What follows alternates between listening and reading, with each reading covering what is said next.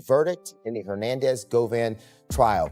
In case you missed it, that verdict came out roughly around 10:45 this morning, and it was not guilty on both counts. Hernandez Govan was accused of being the mastermind in the death of rapper Young Dolph. He is now a free man, free to go after 2 not guilty verdicts. I never heard of that incident. I heard of it, if you reverse it, I done heard of it that way, the attempted hits on Dolph, but at that point, I hadn't heard anything about someone trying to do anything to Gotti. Whatever money you get, save that bro, because they gonna need it. But you making on this YouTube, you need to put it on your life insurance, people.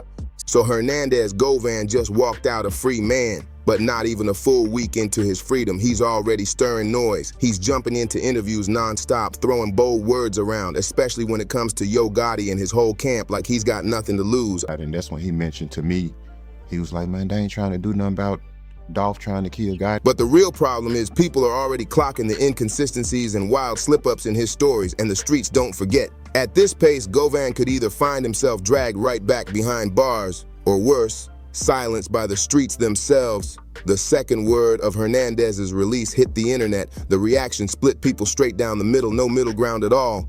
On one side, you had folks arguing the man went through the system, had his shot in court, and the jury cleared him, so let him breathe free and move on. But the other side, they were furious, screaming he's guilty as ever, that he walked away from murder, and it felt like a spit in the face of Young Dolph's legacy.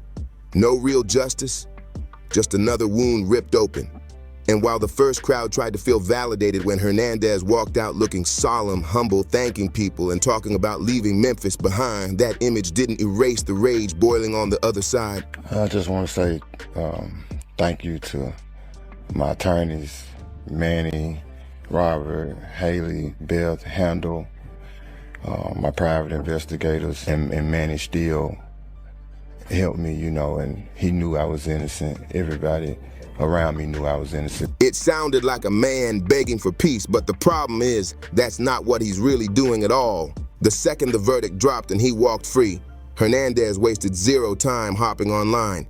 He's flooding interviews left and right, running his mouth nonstop, and the more he speaks, the uglier it looks. Instead of keeping quiet and laying low like you'd expect from someone in his position, he's basically confirming things people once brushed off as pure street rumors. Take Cornelius Smith, for example, the one who confessed during trial. He was painted like a shaky junkie with a story no one trusted, a witness people dismissed as rambling nonsense. But now, Hernandez is out here talking reckless, and without even realizing it, he's backing up some of those same claims Cornelius made. That's exactly where things start looking dangerous, because the last thing Hernandez needs is to validate the so-called junkie's testimony.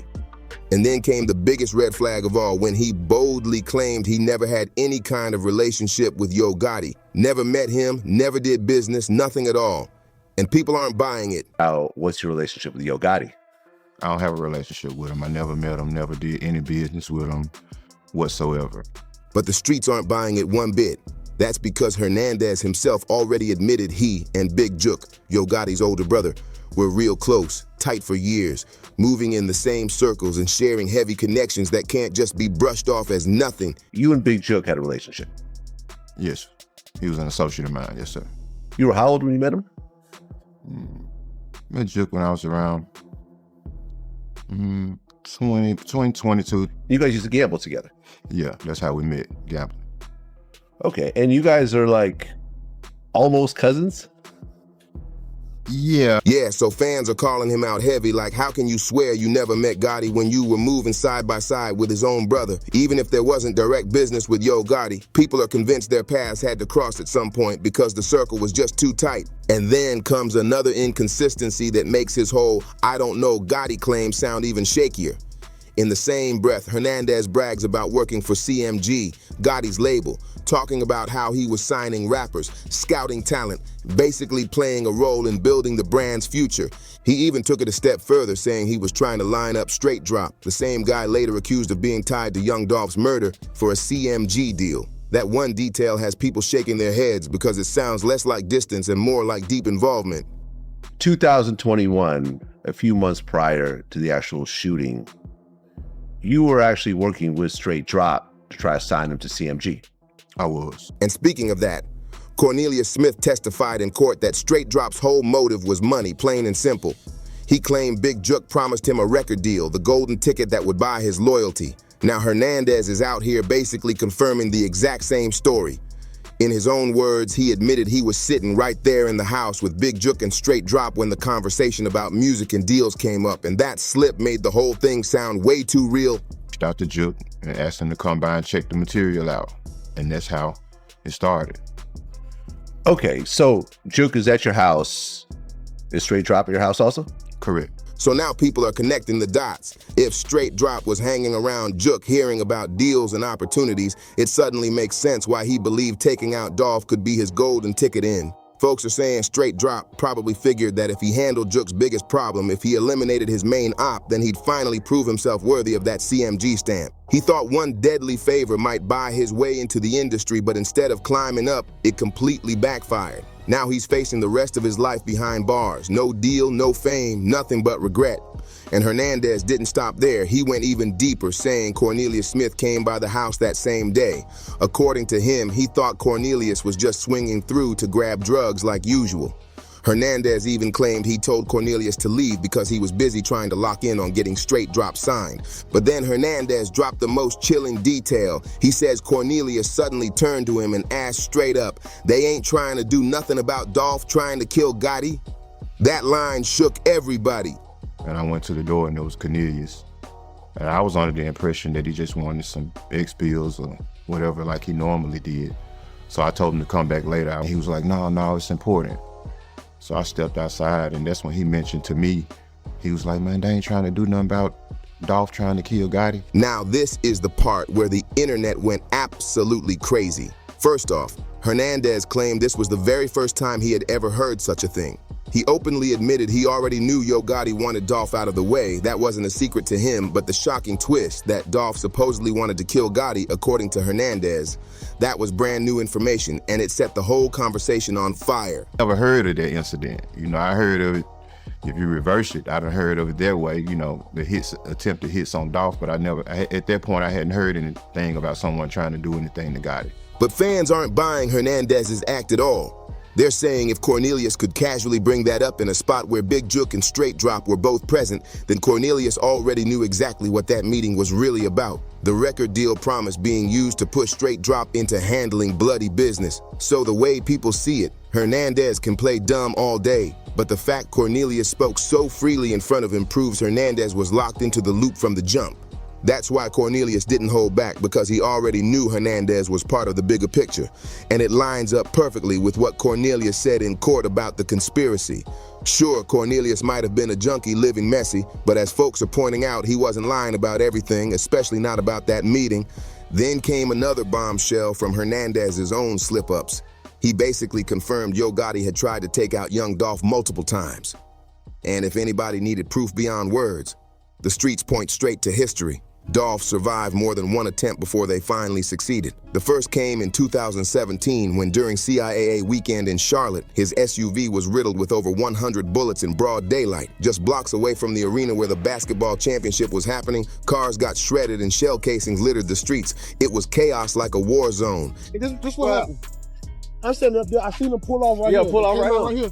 Bro, a truck came from right here, pulled up, slammed on brake. Ain't like a moving, bro. There were even whispers that Dolph had already bulletproofed his truck before the ambush, almost like he knew danger was creeping from Yo Gotti's camp and he had to prepare for war.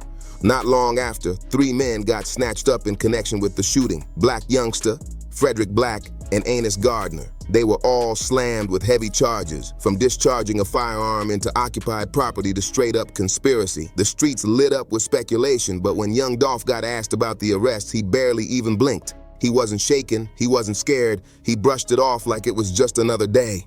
Instead, he locked in harder, focused on leveling up his moves, and made sure to shine even brighter right in the face of his enemies. One thing that I know for sure, and I've been knowing this shit for a long time, you kill your haters with success.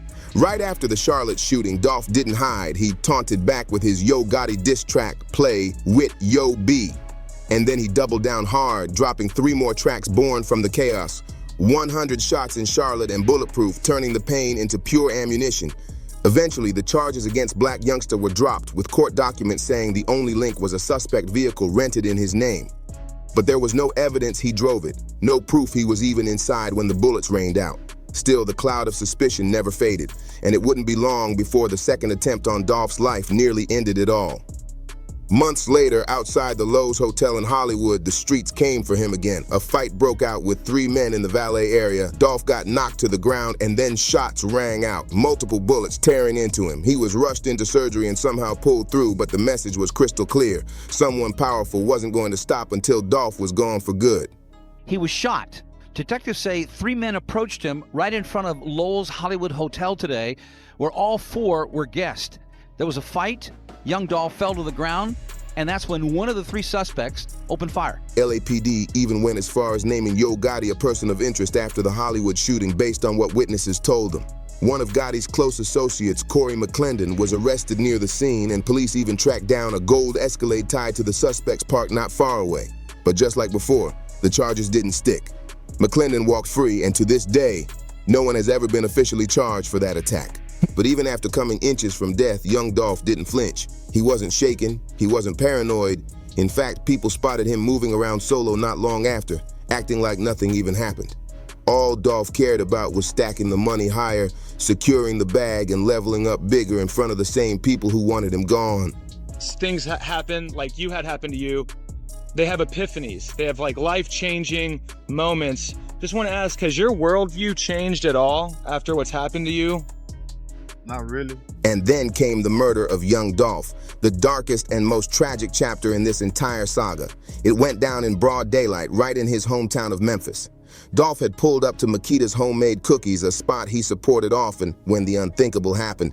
2 masked gunmen ambushed him outside the shop, unloading multiple shots before peeling off in a getaway car. The whole scene was caught on surveillance, and just like that, Memphis lost one of its most respected voices. Now here's the million-dollar question that has everybody buzzing. Why would Hernandez Govan hop on a public platform and basically incriminate himself while dragging others into it too? Some say he's just reckless, not smart enough to keep his mouth shut, but others believe there's something way deeper going on. They think Hernandez might actually be working with the feds. The theory is, the only reason he's walking free right now is because the feds don't care about him. They want the bigger fish, Yo Gotti. According to this idea, Hernandez either already cut a deal and snitched his way out, or he's being allowed to talk freely so the feds can use his words to build their case against Gotti. And when you break it down, it doesn't sound far-fetched. Hernandez literally admitted in front of the world that Yo Gotti tried to have Dolph taken out multiple times. Add that to Dolph surviving multiple attempts before his murder, and it looks like Hernandez just connected all the dots out loud. That's also why people are watching how Gotti's been moving since Dolph's death. Quiet, calculated, careful. No wild antics, no flashy distractions, just silence because he knows eyes are glued to him. And if that wasn't enough, fans are pointing to Black youngster's strange behavior. He recently went viral after removing CMG from his bio, claiming independence, and then firing off cryptic posts that felt like shots aimed directly at Yo Gotti. And he wrote, "I'm sick of these dudes, and I'm gonna lead by example. I blame the fake OGs, the fake big homies, the fake CEOs, the fake teachers, the fake people in your life. Not telling you right from wrong, but I understand it's hard to listen to BS from a BS person. I was once like you. I'm not afraid to admit it." Youngster followed that with more posts. "I'm cool on that fake love and loyalty from people I realize been faking for too long. I'm cool with standing alone.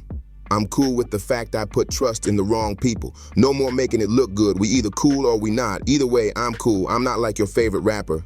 Allegedly, I live what I rap. Whole time, dudes just sound good on songs. If I'm lying, God can take my soul in the next 5 minutes. No cap. I cut a lot of people off I thought was real like me. And let's not forget, Youngster was always front and center in that Dolph versus CMG war.